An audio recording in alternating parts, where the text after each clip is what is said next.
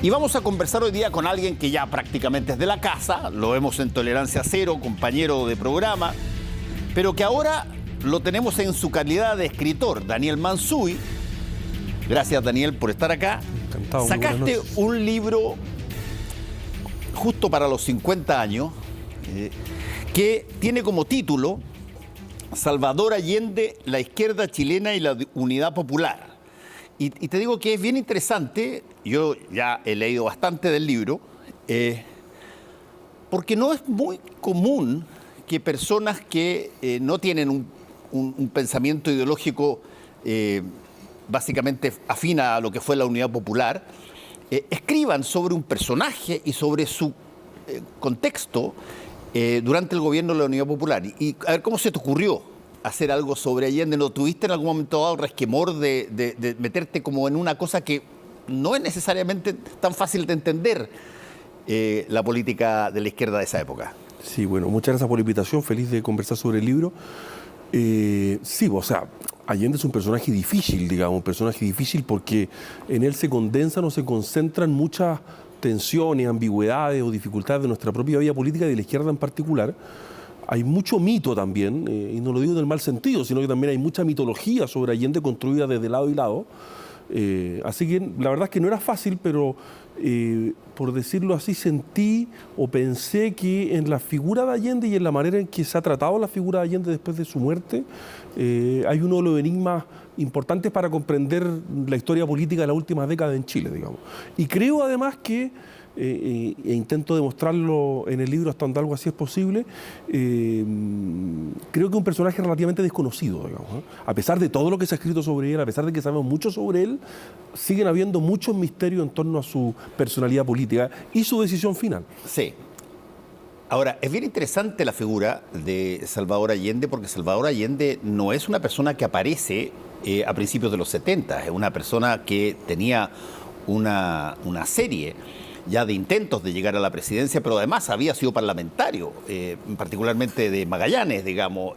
O sea, tenía un recorrido por la política chilena ya bastante amplio. Y una parte interesante que tiene tu libro es que tú describes de una manera bastante clara cómo se conforman las fuerzas para esa elección clave de 1970, digamos, el 69, que da como resultado la victoria de Salvador Allende, que, recordemos, él no gana por una mayoría absoluta, sino que tiene que ir al Congreso, porque no alcanza una mayoría muy grande, tiene que ir al Congreso a que los parlamentarios voten cuál de los dos debiera ser el próximo presidente, si Jorge Alessandri, que competía con él, o él. Y se da una situación curiosa, solamente te la cuento aquí, tú me la adornas después mucho mejor. Una cosa bien curiosa. Lo mismo había pasado con Jorge Alessandri. Jorge Alessandri también tuvo que ir al Congreso para ser elegido y los votos de prácticamente una gran parte de los parlamentarios estuvieron por quien había sacado la primera mayoría, aunque no fuera una mayoría absoluta. Y aquí se da y se repite más o menos lo mismo.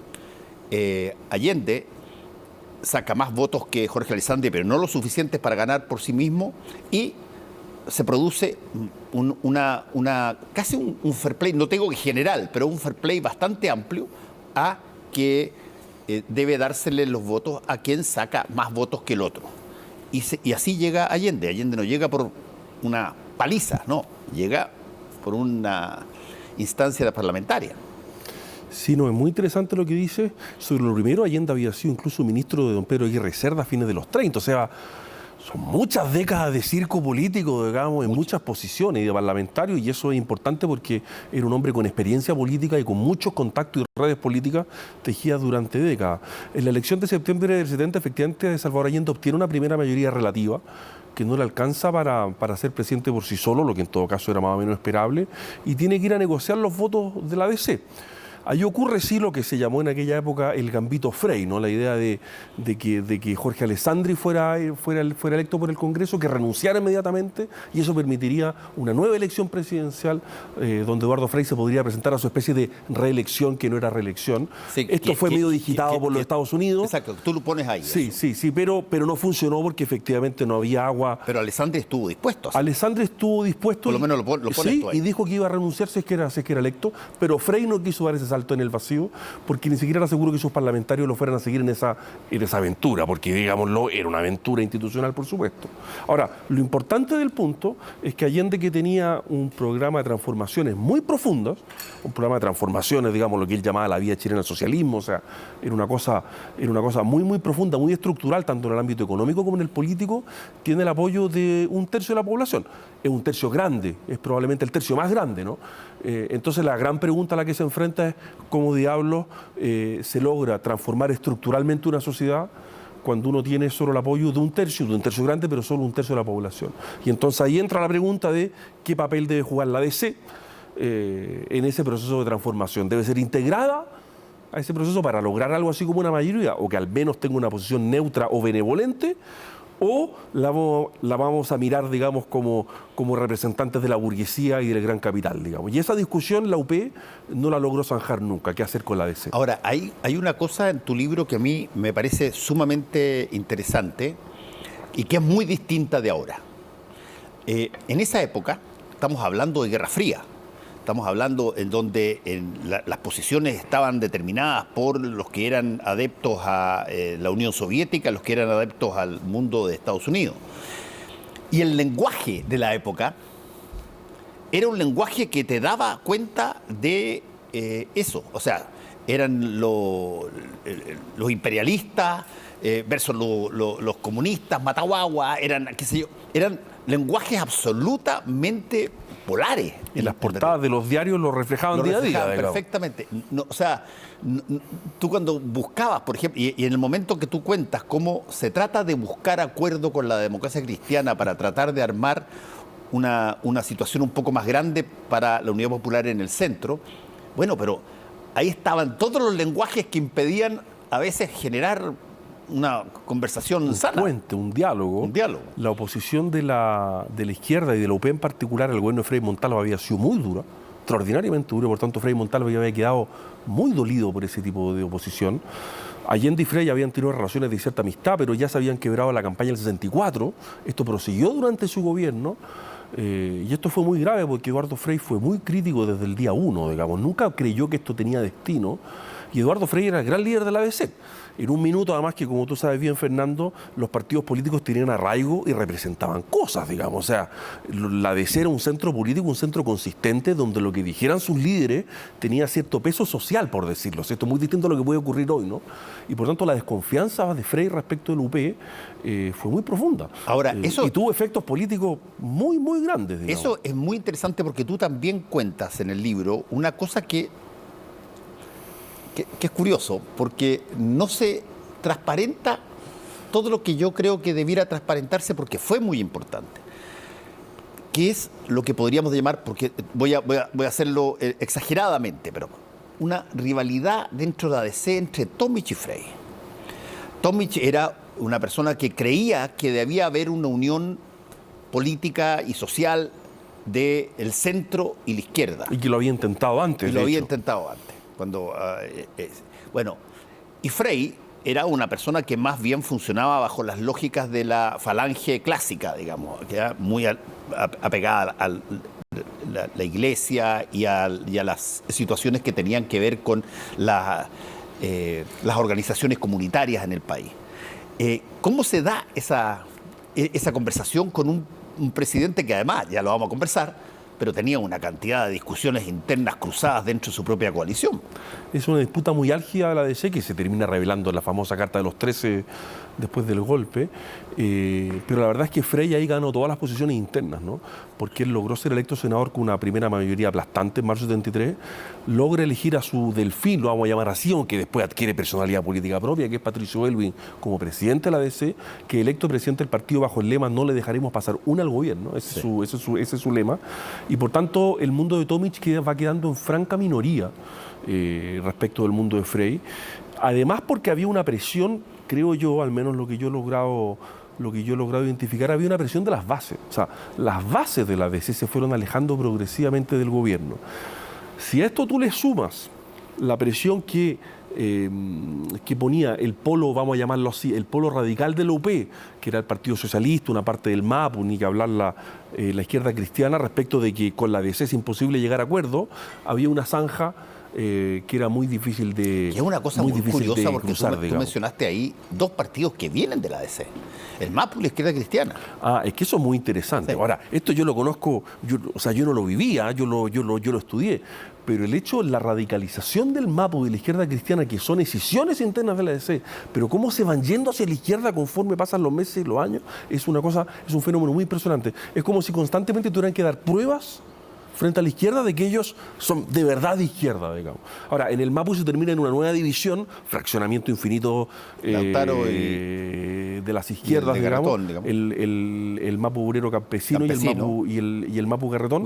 Que después aparece el Lautaro. Que después aparece el Lautaro, también de por ahí mismo. Pero fíjate cómo se van fraccionando para irse izquierdizando cada vez más. Pero en ese desencuentro entre Frey y Allende está contenida buena parte de la tragedia chilena final, digamos. Y la izquierda siempre va a responsabilizar a Frey, por supuesto, de no haber querido nunca, de no haber tenido nunca la disposición a negociar, y la tradición democrática cristiana va a decir Allende nunca estuvo en condiciones de negociar porque nunca tuvo libertad respecto de su polo más radical. Bueno, ahí hay un punto súper importante que tiene que ver con, a ver, ¿qué tanto un presidente de la República de una coalición, y lo hemos visto también en temas más modernos y en gobiernos nuestros incluso, tiene la capacidad de controlar los distintos movimientos que hay al interior de su coalición? Llegan al gobierno, la Unidad Popular, pero las discrepancias que habían adentro, tú las señalas todas en determinados eventos políticos muy precisos, son, pero furiosas, digamos. Cada decisión del UP, toda decisión de la Unión Popular es traumática, produce una división interna, produce un conflicto, que además, como la izquierda en esa época era grafomaníaca, por llamarla así, o sea, escribía como condenada, digamos, por tanto tenemos muchos textos, esto es muy interesante para nosotros, lo ponía en los diarios, lo ponía en sus comités políticos, o sea, está todo escrito. La UP no tomó virtualmente ninguna decisión sin que fuera una tensión muy, muy alta, y sabiendo que Salvador Allende era considerado, hay que hacer como una distinción, ¿no? Una cosa es el Salvador Allende que emerge a partir de su actitud del 11 de septiembre, y otra es lo que Salvador Allende es antes del 11 de septiembre para la izquierda. Y Salvador Allende, a mi juicio, antes del 11 de septiembre para la izquierda, es un dirigente importante, pero no es un líder nato que puede imponer sus términos a sus partidos, bajo ninguna circunstancia, digamos. Eso está oscurecido por lo que hace Salvador Allende el 11 de septiembre. Pero si uno mira la historia del UP, la verdad es que Salvador Allende es bien, no sé si decir menospreciado sería mucho, pero no es considerado como, con suerte, como un primus inter pares, y recuerda que fue electo candidato presidencial del Partido Socialista con más abstenciones que votos a favor. O sea, siempre se le dejó claro a Allende, tú vas a ser presidente. Tuvo contrincantes de su mismo partido, que salieron al final. En su mismo partido, y por tanto se le dijo, tú vas a ser presidente, pero no vas a tener libertad para gobernar. Alguien tomó nota de eso. Aquí me interesan mucho los paralelos históricos. Elwin miró esto con mucha atención. Y el primer gobierno de Elwin y la concertación, Elwin tiene una cosa clara, que es que aquí el presidente debe tener liderazgo sobre sus partidos, porque si no, esto no funciona. Y a mi juicio, esa presidencia tan ordenada de Elwin, tan monolítica en un sentido, tan claro que él es el presidente y los partidos pasan a segundo plano, es porque Elwin vio lo que pasó en la Unidad Popular y tomó nota de eso. Yo creo que es muy interesante cómo esas lecciones a veces se aprenden, digamos, y Elwin, que fue un gran actor de esta tragedia, tomó nota de la debilidad presidencial, y él estuvo dispuesto a hacer muchas cosas, pero no un presidente débil frente a su coalición. Sí, hay una serie de capítulos y de situaciones y secuencias que tú relatas en el libro que tienen que ver con cosas que pasaron y que tienen que ver más precisamente con, a ver, cómo se logra dar imagen cuando las cosas empiezan de alguna manera a trastrabillar, cómo se empiezan a dar imágenes de orden. Porque habían diferencias serias, como tú dijiste, dentro de Leo. Y una de esas cosas que es bien interesante, como tú lo relatas, es cuando se toma la decisión de hacer ingresar a oficiales de las Fuerzas Armadas al interior del gabinete. Que yo no estoy seguro, porque eso no lo escribes tú, pero no lo he visto en otra parte, sí que de alguna manera eso fue algo que causó, llamémoslo así, un orden temporal, o venía el germen, digamos, de lo que ya iba a ser más adelante el golpe de Estado. O sea, generó orden porque contuvo una crisis, sobre todo después del paro de octubre del 72, pero uno, generó división en la Unión Popular, el polo radical no estaba de acuerdo, y dos, se tocó una tecla que vaya que es delicada, ¿no? Tú llamas a los militares, bueno, los militares toman nota, adquieren poder, se enteran de lo que está pasando, no es tan fácil sacarlos después, digamos, no, o sea, oye, sin contar de que hay un asesinato de uno de los principales, el general Schneider. Efectivamente, y después se asesina al edecán naval del presidente de la República. Una semana antes del golpe. Entonces, cuando Allende llama a los militares, ¿por qué llama a los uniformados? Porque la DC ya no la está ayudando, ya no le sirve y no tiene puntos de apoyo, porque la izquierda no le basta, ¿no? Entonces recurre a los militares y con Prats él tejió una relación de cierta amistad o cierta cercanía al menos, pero tocó una tecla que es muy, muy delicada, porque no se puede echar para atrás muy fácilmente, y se gana la oposición del pueblo radical también, que no quería esto, que no quería a los militares, y que no le gustaba este ordenamiento hacia el centro, por decirlo así, porque era eso, ¿no? Era una especie de estabilización de la revolución. Los dirigentes del MAPU lo llamaron el centrismo revolucionario, así como una renuncia de Allende para ir al centro para ordenar y contener todo eso, y por eso que la discusión de la última etapa, del último año de la UP es aquellos que quieren consolidar, Salvador Allende, sus cercanos y el Partido Comunista, básicamente, y una pequeña fracción del MAPU, y los que quieren avanzar sin transar, digamos, porque sueñan con una revolución y sueñan con que esto va a ser posible, a mi juicio sin ningún asidero en la realidad, ¿no? Porque eso no tenía ningún destino. Bueno, ahí hay un punto que es interesante, Daniel, y que tiene que ver con, básicamente, te lo voy a plantear en términos literarios, si tú quieres, pero básicamente con los slogans que se usaban. Los slogans que se usaban eran fruto de una lógica de esa época, te repito, con Guerra Fría, con mucha polarización en general, y donde cualquier visita que llegaba, de alguna manera, durante un rato había que atender si lo que decía. Por ejemplo, cuando llega Fidel Castro, que tú lo relatas muy bien ahí, toda la visita de Fidel Castro, que se demora eternamente, bueno, pero ahí él aprieta un botón de aceleramiento. Pero, sin embargo, después vienen otras mociones que dicen, ¿sabéis qué? Vamos más lento, tratemos de conseguir que parte del centro político se venga a conversar con nosotros. Y otras que están solamente preocupados de que la DC no se junte con el Partido Nacional, la derecha. Todo es muy interesante. La visita de Fidel Castro sigue siendo un enigma, saber a qué vino Fidel Castro a Chile y por qué se quedó 23 días, 24 días, un poco más de 3 semanas, digamos. Aquí vino Fidel Castro, ¿no?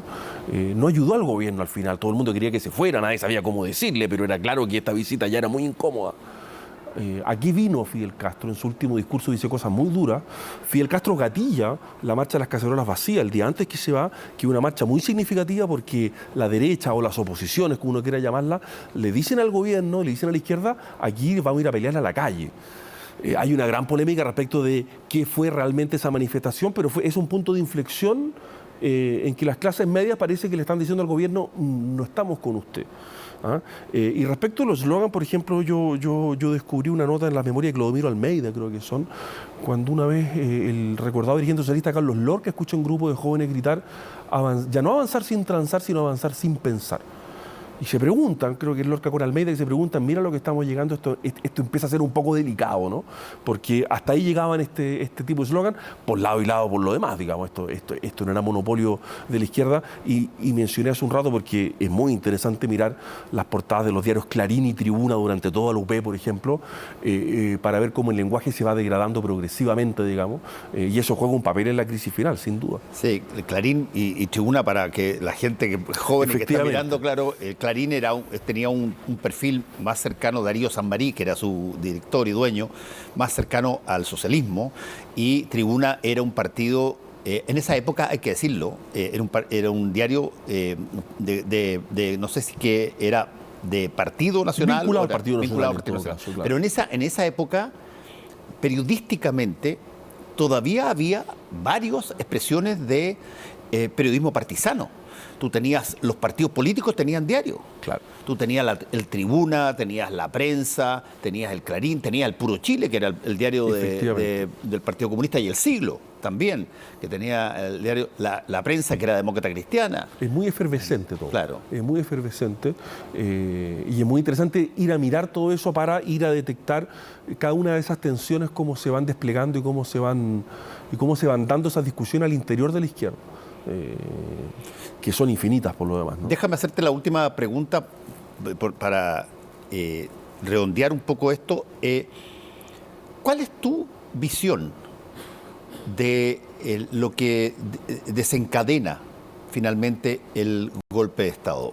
Después de todo lo que tú has visto que hay, por cierto, una descomposición que se produce al interior de la Unidad Popular por trifulcas entre los propios partidos, pero eso no es necesariamente lo suficiente para que se produzca un movimiento que, digámoslo, así como había Guerra Fría y todo eso asusaba los lenguajes tremendamente bipolares, también había un boom de dictaduras en América Latina que acababan recién de pronunciarse en distintas partes. Paraguay ya hace rato con Stroessner, Videla ya estaba a punto de llegar a Argentina, Perú lo tenía, Bolivia lo tenía, Ecuador lo tenía con Stroessner, bueno, en fin, Ecuador también lo tuvo, Paraguay con Stroessner. ¿Cuál es tu idea del momento ese en términos políticos? Sí, hay muchas causas grandes, pero si uno quiere ir a un detonante y que revela muchas causas grandes, en agosto el presidente Allende nombra un nuevo gabinete militar después de que el que se nombra en noviembre del 72 sale después de las elecciones parlamentarias de marzo del 73, y en agosto nombra un nuevo gabinete militar, esta vez con los comandantes en jefe, con todos los comandantes en jefe, ¿no? Carlos Prats, ministro de Defensa, el comandante jefe de la Armada, ministro de Hacienda, y el comandante jefe de la Fuerza Aérea es ministro de Transportes, ¿no? Que es el general Ruiz. Y el general Ruiz a los pocos días renuncia y el presidente Allende le exige renunciar también a la comandancia en jefe, lo que es algo muy extraño, y sube el general Lee de comandante en jefe, que no acepta ser ministro al mismo tiempo. El general Lee era abiertamente golpista y el general Ruiz no lo era, entonces ahí Allende comete un error. Pero el punto de aquí que se empiezan a juntar mujeres a la salida del Ministerio de Defensa, mujeres de oficiales, para protestar contra Prats y contra Allende, porque están obligando, digamos, a los militares en una posición un poco imposible. Esa manifestación de mujeres termina 2 días después en la casa del comandante jefe del ejército, esposas de oficiales del ejército, exigiendo la salida del general Prats en la puerta de su casa, el presidente Razo, que es una casa que después tiene un papel en la historia de Chile, porque es la que ocupa Augusto Pinochet después durante muchos años, ¿no? Y la salida de Ruiz desencadena la salida de Prats. Y cuando sale Prats, tiene que salir renunciado porque es virtualmente humillado por las señoras de sus subordinados, que no están dispuestos a solidarizar con él todos ellos. Entonces Prats tiene que renunciar, y entonces ahí Allende pierde su último punto de apoyo, que era Carlos Prats. Y ahí Allende queda ya a fines de agosto del 83, una cuestión de días, todo el mundo sabe que esto va a venir una cuestión de horas.